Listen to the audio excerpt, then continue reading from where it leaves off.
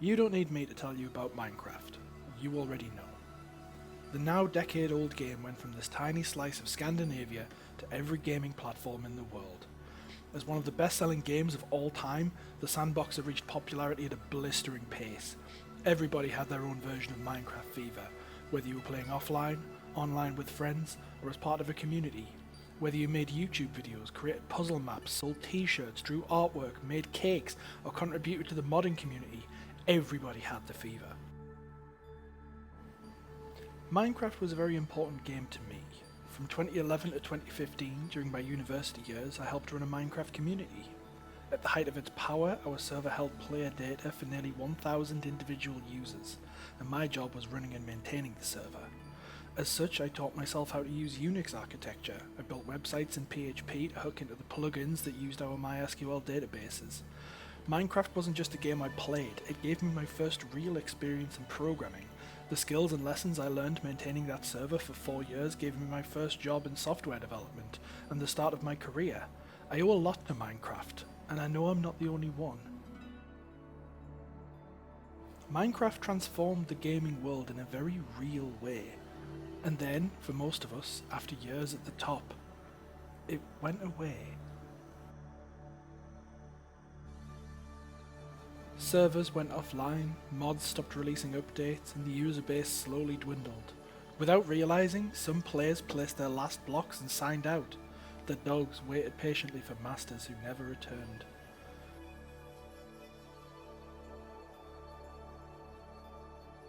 A few months ago I was talking about Minecraft again, remembering the times we used to have playing the puzzle maps, the worlds. My friends all had similar stories and we had a good long doe-eyed conversation, longing for that simpler time in our lives. Later that week, a vanilla server running 1.14 was launched with our usernames whitelisted. We began building houses, digging up land, shearing sheep, burning chickens. We were having unironic, genuine fun again, and what piqued my interest during all of this was that we weren't the only ones doing it. Popularity for the game seemed to be surging.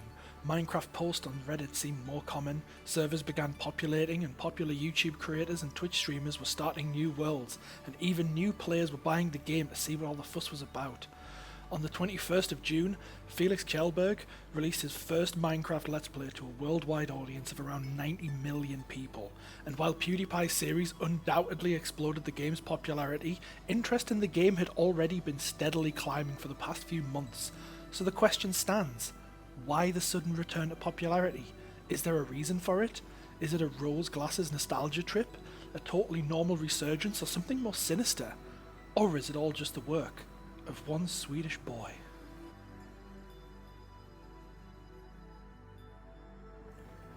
Nostalgia, plainly defined as an excessively sentimental yearning for return to, or of some past period of time, or an irrecoverable condition, more generally described as homesickness. There has been a recent trend of banking on nostalgic feelings to draw in audiences. Remakes of classic games and consoles such as Resident Evil 2, PlayStation and Super Nintendo mini editions, live-action remakes of classic movies like The Lion King, and even new works of fiction incorporating nostalgia into the setting of a universe like Stranger Things. Not all of these projects would be considered successful though, although all of them use this feeling of yearning for an older time to draw in their audience.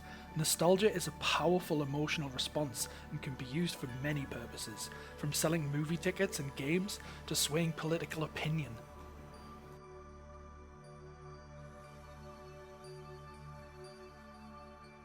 So how does this relate to Minecraft? The feeling of homesickness can easily be associated to a game like Minecraft. People were able to build homes, camps, bases, hideaways, castles, entire cities.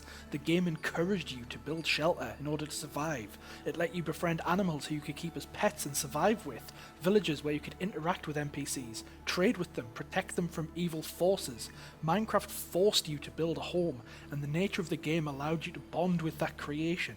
Even though it was a collection of coloured blocks, they were the ones you put down. You were protective of it. You felt elation when you built a new part of it, and you felt anger and sorrow when that part of it was destroyed. As an example, I downloaded an archived copy of the world from our old community, and a friend and I spent a full week exploring the old builds, people's houses and monuments. A world once teeming with players was now abandoned, and it didn't feel like a game. It felt like a ghost town. It was sad and bittersweet, but beautiful at the same time, like looking at an old photo. Players' names I recognised as people who I would speak with daily, the struggles and dramas of players as they fought off rival players, the kissed asses of moderators in the hopes of getting free stuff, all perfect little snapshots of people's lives crossed over through this one game.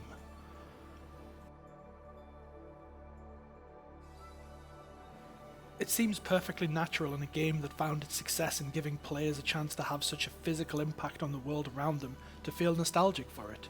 A world of control and simplicity. Players who felt the need for that again could easily go back and find everything just the way they left it. Yeah, there've been a few updates and some new stuff's added, but the core gameplay is still there. While you've changed, Minecraft hasn't. The blocks, the recipes, the scenery, the mechanics, the mobs you remember, they're all still there. And then, of course, there's this.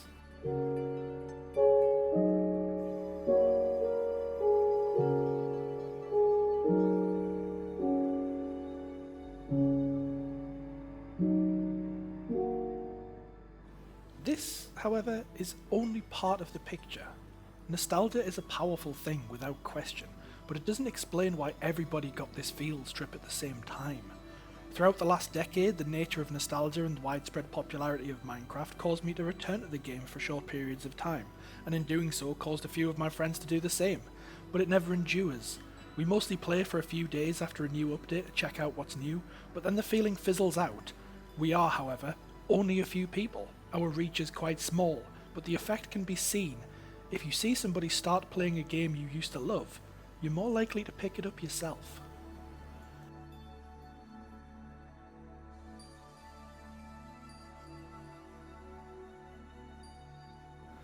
So what if someone more high profile were to do it?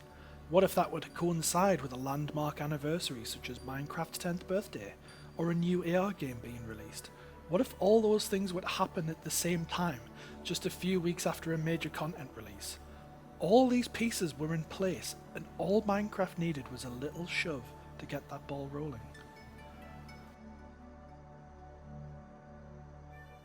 Was this accidental, or was it actually a great play of social engineering?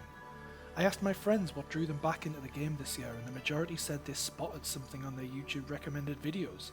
I remember seeing a multitude myself, coupled with some memes on Reddit and even this popping up in the odd TikTok compilation. Attention, all gamers, please rise for the Gamer National Anthem.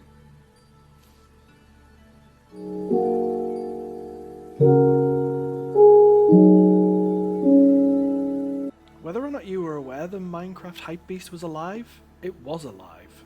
Whether you choose to believe that someone was behind it, pulling the strings, I'll leave up to you. But nevertheless, Minecraft surged. Like the falling of small stones that start an avalanche in the mountains, memories would start to bubble to the surface, and as they bubbled you would think about it, and as you thought about it you would talk about it, until everybody started talking about it, and the more they talked the more they wanted to play, until finally, just 1 month after its 10th birthday... Good morning, gamers! That's right, Sven is here.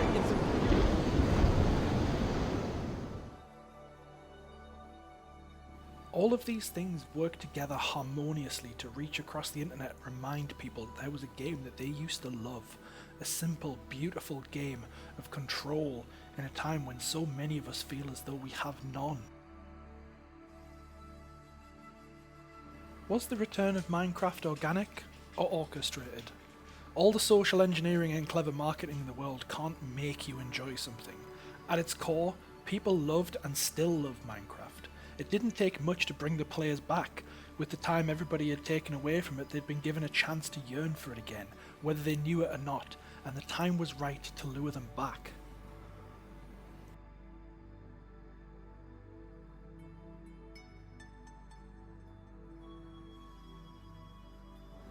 But will it last? Nostalgia is a funny thing. You can only ever experience something for the first time once. For me personally, I feel nostalgic when I remember riding down a big hill on my bike, meeting new people at my first college house party, playing cards with my grandfather. These memories make me happy and make me wish I could do it all again, feel that way again. But the bitter reality of nostalgia is that it can't happen again.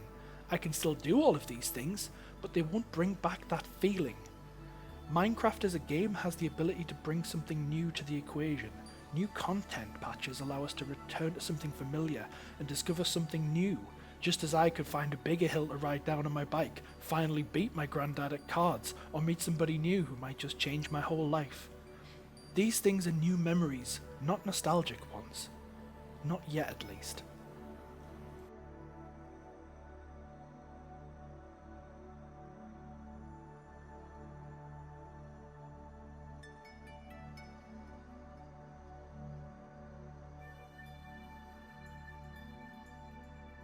Minecraft will eventually fade again. It's inevitable. But thankfully there's no timescale on it. It isn't going anywhere in a hurry. That said, the wheel will keep turning, and like last time, without ever realizing it, you'll place your last block and leave that world behind.